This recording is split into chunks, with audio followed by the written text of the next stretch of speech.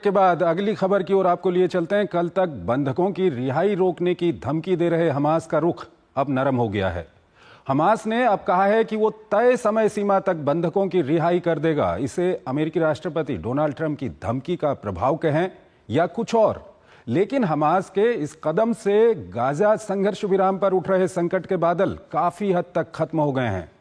वहीं गाजा को लेकर ट्रंप के प्लान को भी अब एक अरब देश से आंशिक समर्थन भी मिल रहा है। ये रिपोर्ट देखिए। आखिरकार अमेरिकी राष्ट्रपति डोनाल्ड ट्रंप की धमकियों के सामने हमास ने घुटने टेक दिए। बीते कुछ दिनों से इजरायली बंधकों की रिहाई से आनाकानी कर रहा हमास अब झुकता नजर आ रहा है। हमास ने तय सीमा के अंदर इजरायली बंधकों की रिहाई का फिर से भरोसा दिलाया है।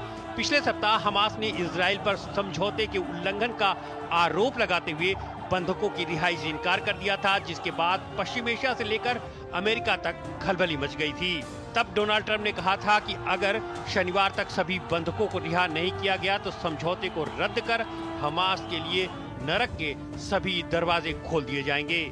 इसके बाद इजरायली वार कैबिनेट ने भी सख्त रुख अपनाते हुए अपनी रिजर्व सेना को बुला लिया। संघर्ष विराम टूटने के तुरंत बाद गाजा में फिर से धावा बोल देने की घोषणा कर दी।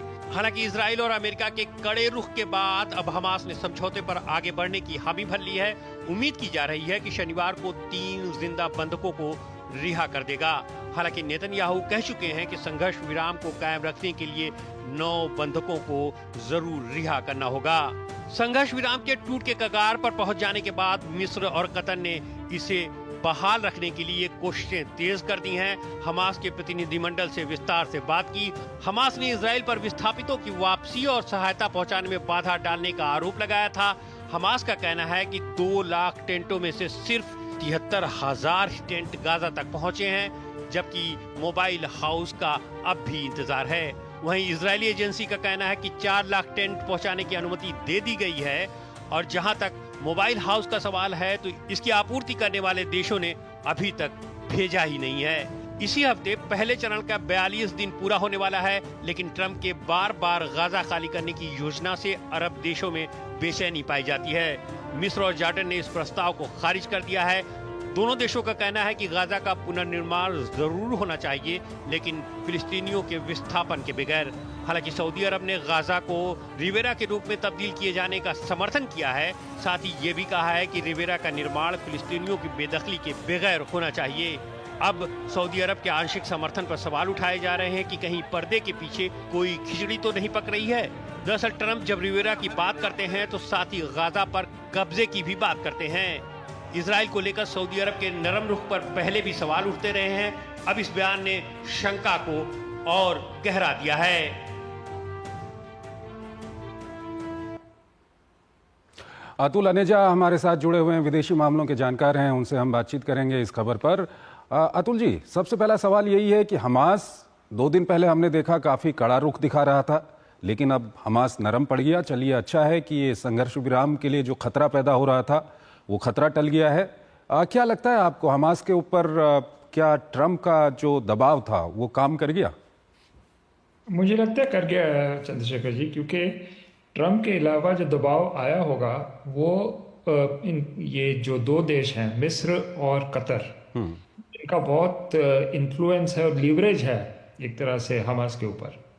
तो मुझे लगता है कि प्रेशर ट्रंप के बयान के बाद इन दोनों देशों ने बहुत प्रेशर डाला होगा हमास के ऊपर।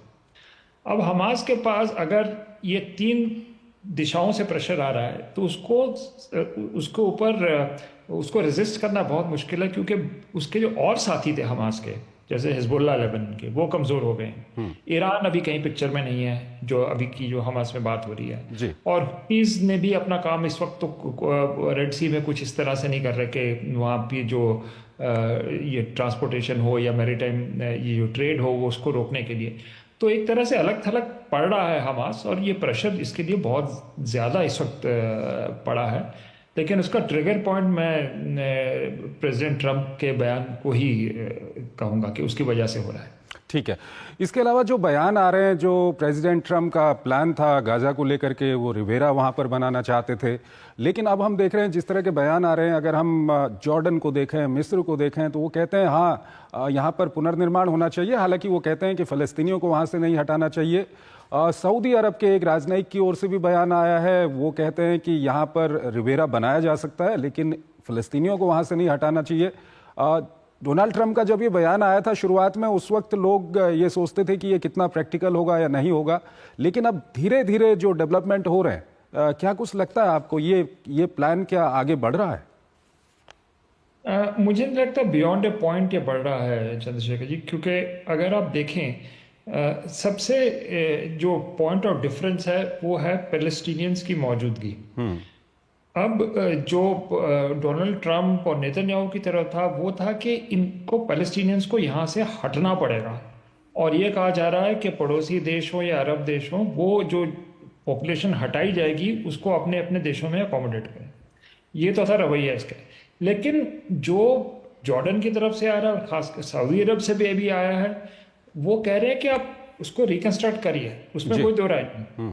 लेकिन जो मुद्दा, जो पेचीदा मुद्दा है, वो पैलेस्टीनियन की रिहाइश का है। मतलब वो इंसिस्ट कर रहे हैं अरब देश कि आप रिवेरा उनको हटा के नहीं कर सकते। मुझे लगता है कि ये यहाँ पर जो है एक बॉटलनेक आ रही है, और मुझे नहीं लगता कि अरब देश इस बात को मान लें कि एक तरह से एथनिक क्लिनजिंग हो जाए गाजा की और वेस्ट बैंक की, और पैलेस्टीनियंस को हटाया जाए। वो उनकी डोमेस्टिक प्रेशर्स उनके ऊपर बहुत आएंगे, जिसको अरब स्ट्रीट कहते हैं, वो नहीं मानेगी इस बात को। और फिर बात अभी बहुत दूर लगती है चंद्रशेखर जी, लेकिन बात वहीं आएगी 2 स्टेट सॉल्यूशन वाली, कि एक इजराइल और पैलेस्टाइन इंडिपेंडेंट स्टेट्स बने। अभी उसकी कोई बात नहीं कर रहा, लेकिन वो अभी सर्कुलेशन से बाहर है, लेकिन मुझे कोई फॉर्मूला लगता नहीं है जो हो। एक जो बात मैं कहना चाहूँगा वो ये है कि अगर आप इजराइल की तरफ से देखें या अमेरिका की तरफ से देखें, तो प्रॉब्लम एक और है, वो है हमास। दोनों देश यही चाहेंगे कि पैलेस्टीनी जनता यहाँ पर बेशक यहाँ रहे, लेकिन हमास उनका लीडरशिप या नेतृत्व नहीं कर सकती, जो हुआ है क्योंकि वॉर के बाद। तो एक तरह से एक ये दूसरे जो आएगा प्रॉब्लमेटिक एरिया, वो हमास के ऊपर आएगा कि हमास लीडरशिप नहीं यहाँ पर गाजा पे कर सकती, और एक डिफ्रेंशिएशन हो सकता है हमास और जनता के बीच में, कि जनता रहे लेकिन हमास बाहर रहे। मुझे लगता है उसके ऊपर भी एक कहीं ना कहीं बातचीत जरूर होगी। इसके अलावा अतुल जी, जो जब ये युद्ध विराम की बातचीत चल रही थी, उसमें ये कहा गया था कि एक चरण के बाद एक चरण शुरू होगा, और कहीं ना कहीं अंतिम चरण में ये बातचीत करेंगे कि कैसे वहाँ पर रिकंस्ट्रक्शन किया जाए, पुनर्निर्माण किया जाए। तो पुनर्निर्माण करने के लिए और क्या कुछ विकल्प हो सकते हैं वहाँ पर? देखिए, अब अगर आपको रिकंस्ट्रक्शन शुरू करनी है तो वहां पर पॉलिटिकल स्टेबिलिटी बिल्कुल चाहिए। जब तक कोई पॉलिटिकल एग्रीमेंट नहीं होगा, अब कौन वहां पर पूंजी निवेश करेगा, कौन वहां पर अपना पैसा लगाएगा? क्योंकि एक तरह से हम देख रहे हैं कि मूनस्केप बना हुआ है इस वक्त, तो गाजा बिल्कुल ही तबाह हो चुका है। तो अगर आपको रिकंस्ट्रक्शन करनी है तो रिकंस्ट्रक्शन का पहला पड़ा होगा वहां पर पॉलिटिकल स्टेबिलिटी। मुझे लगता है रिकंस्ट्रक्शन के ऊपर अभी जंप कर रहे हैं हम, रेवेरा बात हो रही है, वो सब हो रही है, लेकिन जो बीच में जो जरूरत है, जो एक तरह से पॉलिटिकल एग्रीमेंट्स हैं, वो पूरी तरह से नहीं हो रही।